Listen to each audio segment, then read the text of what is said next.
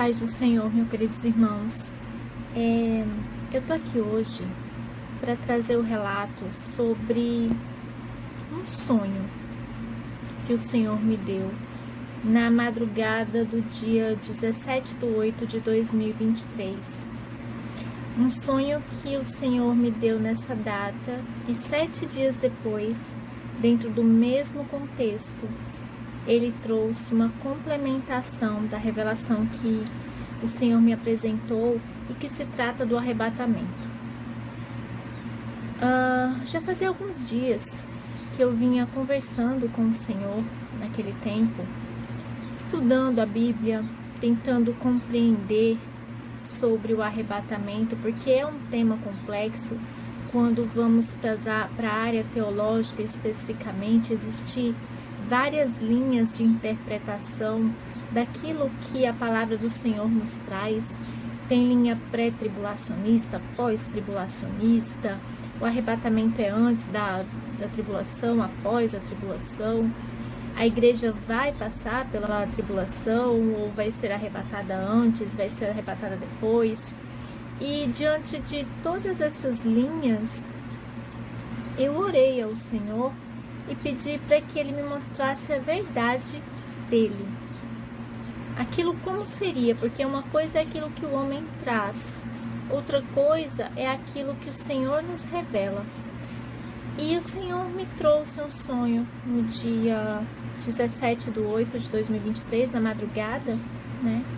Em que para mim foi um sonho bastante forte.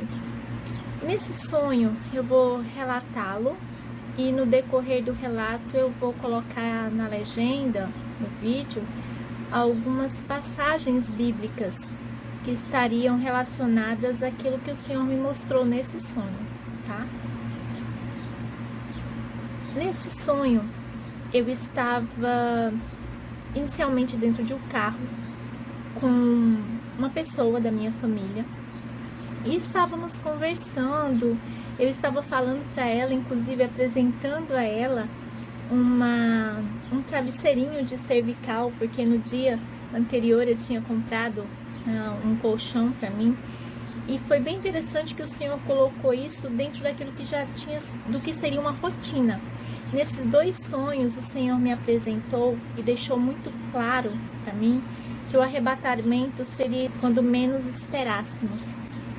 Bom, mas voltando ao sonho, eu me vi dentro desse carro, conversando com essa pessoa da minha família e falando para ela sobre essa travesseirinho de cervical. E eu achei interessante que ela estava como se estivesse meio dopada, meio aérea, uma coisa meio sonolenta, que não estava prestando muito atenção. É como se ela estivesse realmente alheia àquilo que eu estava falando, alheia ao mundo. E eu ficava até um pouco aborrecida. Poxa, presta atenção no que eu estou falando. E repentinamente o carro se colocava em movimento e eu não entendi o que estava acontecendo, porque é como se tivéssemos invertido de posição.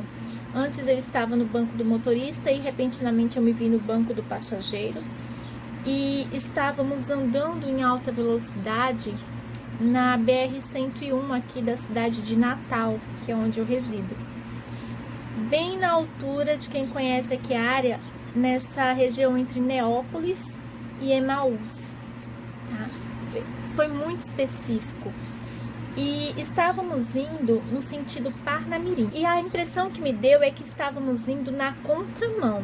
Ou estávamos indo na contramão, ou como se fosse numa daquelas cenas de filme, sabe? Filme de Hollywood, que de repente vem vários carros na sua direção porque eles estão fugindo de alguma coisa. Porque era um quantitativo de carros muito grande vindo na nossa direção no sentido contrário, tá? E aí eu ficava, claro, apavorada, pedia para esse carro. Vinham carros do lado direito, carros do lado esquerdo, entrando na via e fazia aquele tumulto, como se toda a cidade tivesse vindo na nossa direção, fugindo de alguma coisa. E aí o carro em que eu estava para, e todos os carros que estão à nossa frente também param. Eu desci do carro angustiada e eu vi que algumas pessoas, poucas pessoas desceram dos seus carros e eu senti como que uma picada no meu pescoço. E eu senti uma paralisia, o início de uma paralisia, porque todas as pessoas estavam paralisadas. E eu ficava angustiada com aquilo e corria. E quando eu corria para o meu lado esquerdo, eu saía angustiada, correndo mesmo, apavorada, fugindo. Que eu sentia essa picada, aquela paralisia, aquele anestesiamento, sabe? Ia tomando conta, começou a querer tomar conta de mim. E eu ficava angustiada e eu clamava por Jesus. Dizia, Senhor, me ajude, Jesus. Nessa hora, eu me senti envolta por uma luz branca. E eu vi que no meio daquele tumulto, daquelas pessoas que em sua maioria ficaram paralisadas, eu só vi mais umas 2 pessoas que tenham conseguido se movimentar e mais uma que foi envolvida por aquela luz branca que me arrebatou do solo e me levou em direção ao céu. E quando eu me vi voando, né, indo em direção ao céu, eu vi ao longe, na minha frente, aquela luz dourada que seria como a glória de Deus. Eu não conseguia ver exatamente o rosto de Jesus, mas eu via aquela pessoa no meio, e seria a glória de Deus ali. E do meu lado esquerdo eu vi que outras pessoas estavam indo também na mesma direção, no sentido daquela luz dourada. Até que de repente eu fui deixada no alto de um prédio, tá? E aí o horário em que começou toda essa confusão, por assim dizer, é como se fosse final de tarde, umas 4 horas da tarde. E nesse momento em que eu fui deixada em cima do prédio, com várias outras pessoas, já era noite. Eu ficava sem entender, olhava para um lado, olhava para o outro, várias pessoas foram deixadas ali junto comigo, e vinham 3 homens na nossa direção, ao nosso encontro. 3 homens vestidos de branco. O do centro vinha falando assim, vinha se apresentando como Jesus e dizendo, venham, bem-vindos, vocês que são dignos do meu show. Assim ele falou. E as pessoas que estavam ali comigo correram na direção daquele homem, que estava acompanhado de mais 2. Eu vi aquilo, eu fiquei um pouco confusa e eu comecei a caminhar, mas naqueles passos relutantes. E quando aquele homem que se apresentou como Jesus disse, venham porque vocês são dignos do meu show, tinha um homem à minha esquerda que eu segurei no braço dele e eu disse, para, esse não é Jesus. Ele falou, não é. Eu disse, não é. Lembra que ele nos alertou acerca dos falsos profetas. Na hora em que aquele homem que se apresentava como Jesus se viu descoberto, ele mostrou a sua verdadeira face e a sua verdadeira intenção. De repente, ele e aqueles outros 2 homens se mostraram furiosos e passaram a atacar as pessoas que tinham ido na direção deles. E eles atacavam com uma fúria assassina. Eles queriam que aqueles que estivessem ali se rendessem a eles. E o que era esse se render a eles? Era negar a Deus. Era negar Jesus. Porque aqueles que não se juntassem a eles seriam destruídos. Nas pessoas em quem eles tocavam, as pessoas eram tomadas por um desespero inicial, porque começavam a lutar. E talvez pelo desespero de terem entendido que haviam perdido o arrebatamento e a salvação, elas perdiam a fé e a esperança. E eram tomadas por aquela apatia, a apatia do espírito. E ficavam lentas, como se tivessem virado, sabe aqueles zumbis de filme? Que você anda, mas você anda sem saber para onde você vai. Você tá com vazio no olhar. O que se aproxima mais do olhar daquelas pessoas quando eram tocadas por aqueles homens malévolos, né? E elas se entregavam. Sabe aquelas pessoas, meus irmãos, que muitas vezes estão na África, que a gente vê em alguns vídeos, que tem aquele olhar perdido, aquela coisa que não tem vida, que perdeu a vida, perdeu o foco, perdeu a razão de ser, porque perderam a esperança e não esperam mais nada, porque morreram no espírito e na fé. Assim ficava o olhar daquelas pessoas e elas ficavam apáticas. Eu e o homem que estava ao meu lado, que eu não conheço, corríamos e aqueles 3 homens, principalmente, vinham atrás da gente, né? E eles conseguiam pegar o homem que estava correndo junto comigo. E aí aquele homem era transformado, ficava furioso e se voltava também contra mim. E eu me lembro muito de um deles que parava e olhava para mim com uma fúria, e dizia: você acha que você pode escapar? Você acha que você pode resistir? E aí eu continuava correndo e eu conseguia descer o prédio.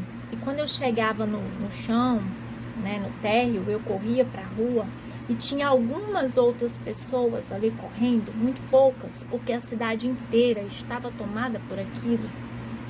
E eu via pessoas, aquelas pessoas que estavam furiosas, é como se fosse assim. As pessoas que estavam apáticas, elas umas com as outras permaneciam apáticas. Tinha um outro grupo que era um grupo que estava furioso, que era um grupo que eu poderia chamar de grupo do anticristo, porque aqueles tinham verdadeira consciência e estavam contra o Cristo. Aqueles realmente odiavam a Deus, porque eles tinham consciência e atacavam. As pessoas que estavam apáticas, eu entendi que eram aquelas que haviam perdido a salvação e tinham perdido toda a fé e a esperança e haviam se entregado, sabe? Só que essas pessoas que estavam apáticas e que eram meio que zumbis, umas perto das outras, quando viam aqueles que ainda estavam despertos, como eu e algumas outras pessoas que estavam correndo, elas ficavam enfurecidas, mas era um ódio contra todos aqueles que ainda estavam conectados em Deus, contra todos aqueles que ainda criam no Espírito Santo, que criam em Jesus, que criam em Deus, né? Que elas vinham com uma fúria assassina. E a questão era assim: ou você se entregava e ficava como eles, ou seja, apostatava, ou você era destruído. E eu lembro que quando eu estava correndo e tentando me desviar daquelas pessoas e tentando resistir àqueles ataques, tinha uma outra moça que estava correndo comigo também. E eu perguntava para ela: o que aconteceu? E ela falava assim: essas foram as exatas palavras que me foram ditas naquela noite. O Senhor Jesus veio nos buscar, mas todos aqueles que ao subirem tiveram no seu coração lamentação pelos que ficaram,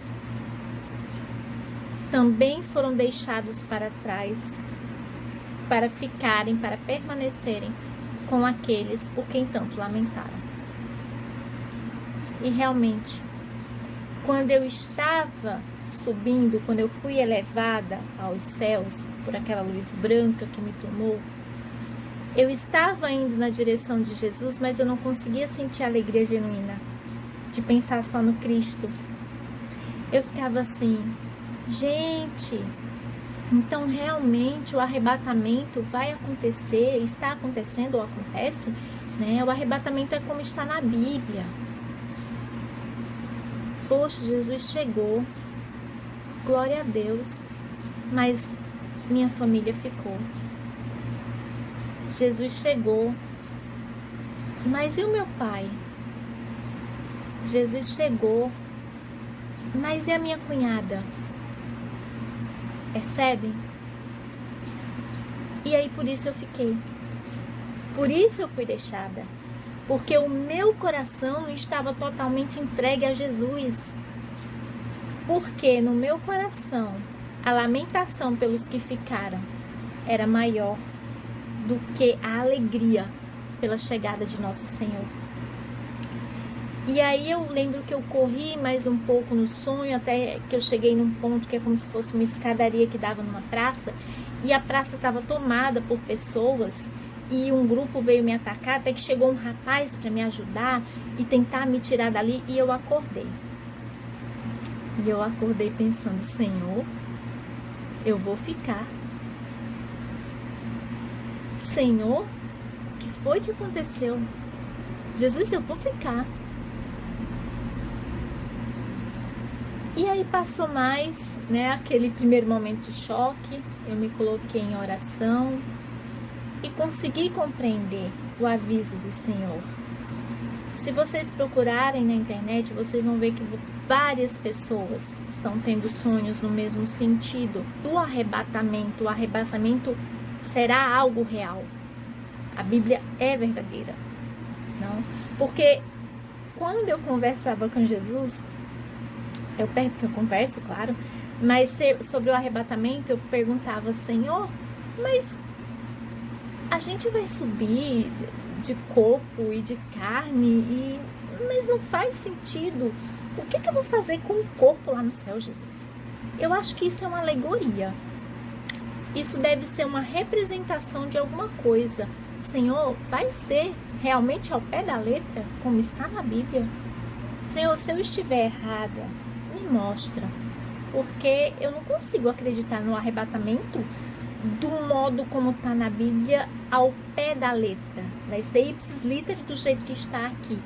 E o Senhor mostrou que vai ser ipsis literis como está na Bíblia, para que sirva de testemunho, assim como a abertura do Mar Vermelho serviu de testemunho para Faraó e para o Egito incrédulo, assim também servirá de testemunho para os que ficarem o arrebatamento daqueles que creram no Senhor. Mas não é só crer, é se entregar de corpo, alma, espírito ao Senhor, de coração ao Senhor. Porque enquanto estivermos lamentando a perda do que quer que seja aqui na terra, nós seremos deixados aqui, junto daquilo que nos é tão caro. Porque ali o Senhor me mostrou que eventualmente, sem a exata percepção, sem consciência, eu estava colocando a minha família à frente dele. E Jesus fala na sua palavra que todo aquele que colocar seu pai, sua mãe, seus irmãos à frente de mim, amá-los mais do que a mim, não é digno de mim.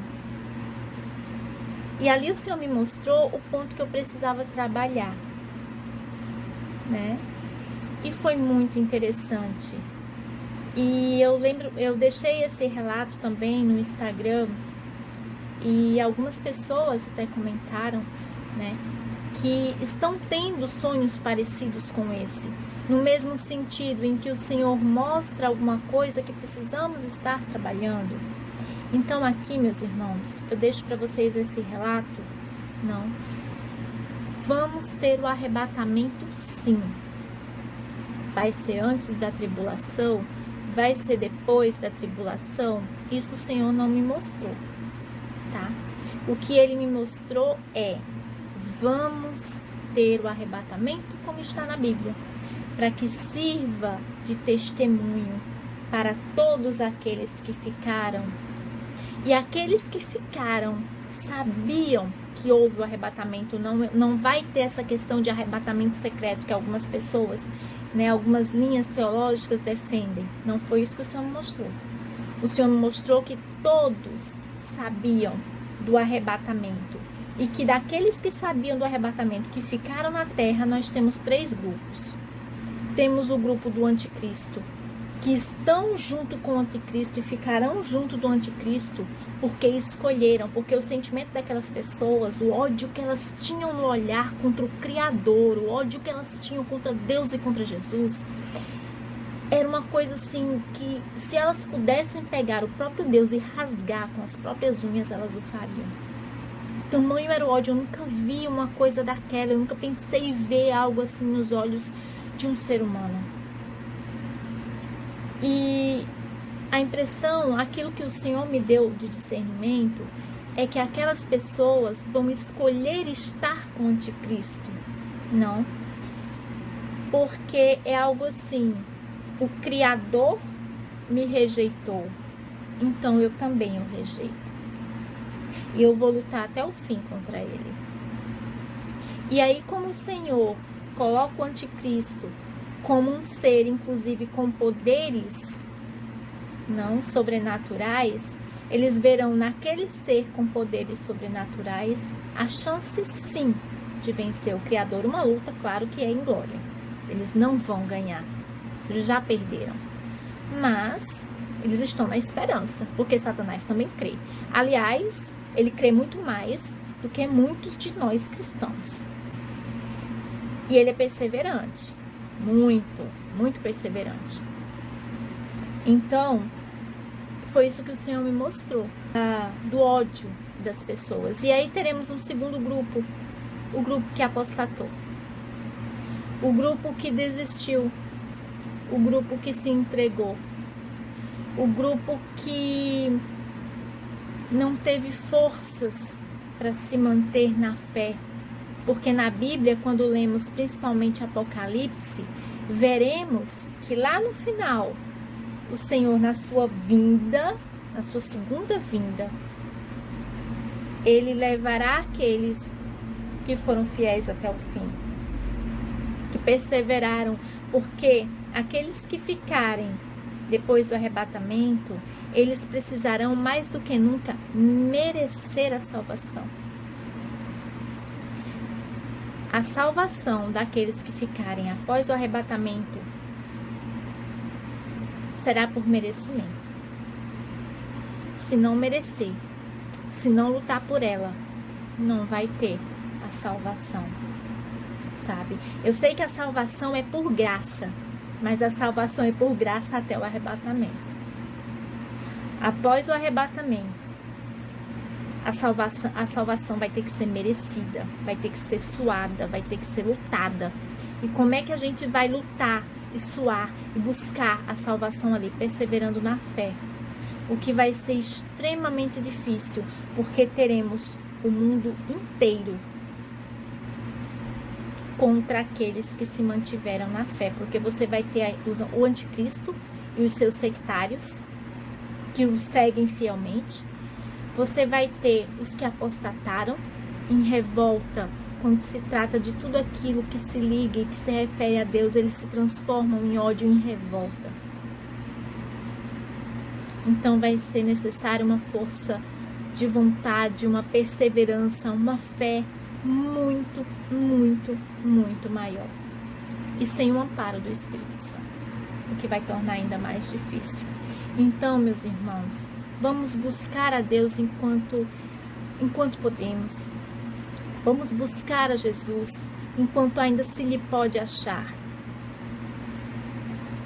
Ninguém vai ao Pai senão pelo Filho. Jesus disse: eu sou o caminho, a verdade e a vida. Ninguém vem ao Pai senão por mim. A salvação está aí para quem desejar. As portas ainda estão abertas. O que Jesus pede? Arrependei-vos. Te arrepende dos teus pecados. Olha para trás, vê tudo aquilo que tu fez de errado. Confessa a Deus e recebe, e vai até Jesus, recebe Ele no teu coração, reconhece Ele como Filho de Deus, reconhece Ele como nosso Salvador, reconhece Ele como o caminho, a verdade e a vida. Por que ficar aqui sofrendo? Por que tanto orgulho? Por que tanta teimosia? O que o mundo tem para oferecer, além de dor? Porque até mesmo o amor do mundo é cheio de espinhos, é espinhento. Porque neste mundo não há quem nos ame que não tenha nos machucado. Aliás, aqueles que dizem que nos amam e que tantas vezes amamos é quem mais nos machuca. Mas Jesus não. Jesus não tem amor para dar. Ele é o próprio amor, já diz o louvor.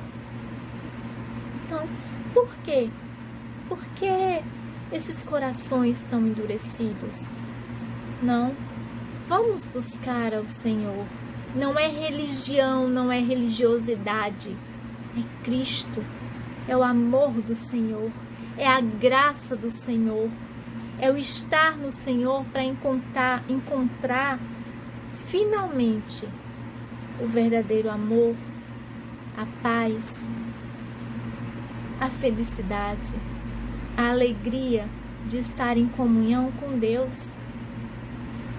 Por que será que Jesus, ele usou o peixe na simbologia? Por que os cristãos usaram peixe na simbologia no início do cristianismo? O peixe fora d'água, ele não sobrevive. Assim somos nós. Fora de Deus não há vida. Fora de Jesus não há vida. E quando nos afastamos do Senhor, quando não buscamos essa intimidade, essa comunhão, esse querer estar junto, esse aprender com Ele a sermos aquilo que Ele quer que sejamos, perdemos o propósito. E todo aquele que perde o propósito, ele se perde no caminho, ele se perde de si mesmo. Se o ter da matéria, se o ser rico, se o ser famoso, se o ter poder diante do mundo fosse algo que nos preenchesse, não teríamos tantas pessoas se suicidando, tendo tudo na carne, mas não tendo nada no espírito, porque não estão em Deus. E aí vemos pessoas tão humildes, tão simples, mas por viverem na fé, pela fé, tem aquele brilho no olhar, tem aquela alegria, Jesus, aleluia, tem aquela alegria no espírito, aquela paz. Por que recusar isso? Por que recusar o verdadeiro amor, a verdadeira alegria, a leveza e a paz do espírito? Isso só Jesus pode dar. Só Ele e mais ninguém. Só nele encontramos vida, só nele encontramos graça, só nele encontramos liberdade, só nele encontramos vida em abundância. Então, fica aqui o aviso, meus irmãos, fica esse relato do sonho, né?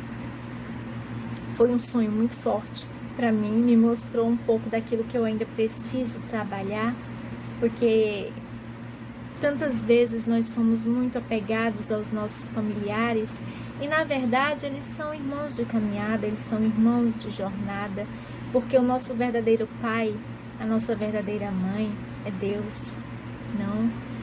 E tantas vezes nos apegamos e o amor, ele é um amor que liberta, ele não é um amor que prende, que se apega, que aprisiona. E o apego é uma prisão, e isso Jesus me mostrou nesse sonho. Não, porque o amor por Deus, o amor por Cristo, ele tem que estar acima de tudo, em primeiro lugar. porque se não for assim, nós não merecemos, realmente não merecemos, porque Ele entregou tudo por nós. Ele sangrou naquele madeiro até a última gota do seu sangue. Ele sofreu humilhações. Ele foi dilacerado na carne, para que em nós houvesse vida, para que pudéssemos ter a oportunidade da salvação, para que tivéssemos a oportunidade de sermos filhos de Deus. Porque filho de Deus é todo aquele que recebe ao Cristo, que o reconhece como filho de Deus, como Salvador. Porque a partir daí, Jesus nos apresenta ao Pai.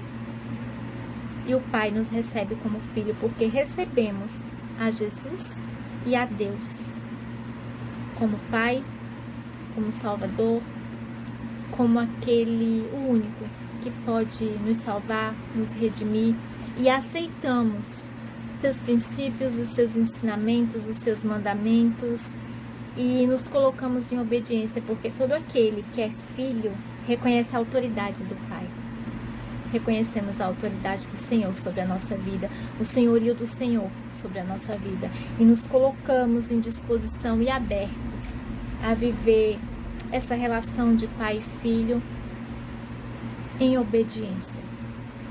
Então aí sim aprendemos, buscamos aprender e estamos prontos para sermos filhos de Deus.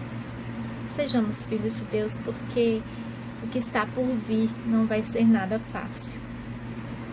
Não vai. 7 dias depois, o Senhor me deu um outro sonho, confirmando o primeiro, né? Também sobre o arrebatamento, envolvendo ali as pessoas da minha família. E é interessante que nesse sonho que eu tive 7 dias depois, eu tinha consciência do sonho que eu tive, que eu acabei de relatar para vocês. Eu olhava para o céu e eu estava caminhando na rua tranquilamente. A minha mãe estava indo numa consulta médica e realmente naquele dia minha mãe, no dia seguinte, né, na manhã, minha mãe iria para uma consulta médica. Então veja que o Senhor vai colocando o sonho dentro da minha rotina para me mostrar que tudo isso vai acontecer quando a gente menos esperar, exatamente como Jesus colocou. E eu estava andando na rua tranquilamente, de repente o céu, ali por volta das 4 horas da tarde, né, o céu começou a ficar escuro, e ficou escuro, e ficou escuro, e quando eu olhei novamente, eu via 3 anjos do Senhor, 3 luzes brancas muito intensas, 3 luzes que eu via, 3, 4 luzes descendo do céu, e eu sabia que aqueles eram os anjos do Senhor vindo buscar os escolhidos dele, que ali era o arrebatamento, né? E ali eu passei por um outro processo que não dá para relatar aqui porque vai ficar muito longo o vídeo. Eu vou fazer um próximo vídeo falando sobre isso, mas é só para mostrar para vocês que o Senhor, quando a gente pede que Ele nos mostre, que Ele nos confirme, que Ele nos ensine, Ele mostra, tá? E aí eu vou fazer a parte 2 desse vídeo, porque senão vai ficar muito longo, explicando esse outro sonho que o Senhor me mostrou mais uma vez acerca do arrebatamento, e que vai ser sim, como está descrito na Bíblia. A paz do Senhor, meus irmãos, eu espero que esse relato ajude algum de vocês, que desperte alguns de vocês, ao menos um, porque a palavra do Senhor nunca volta vazia. Que Jesus os abençoe, os guie. Louvado seja o Senhor. Amém.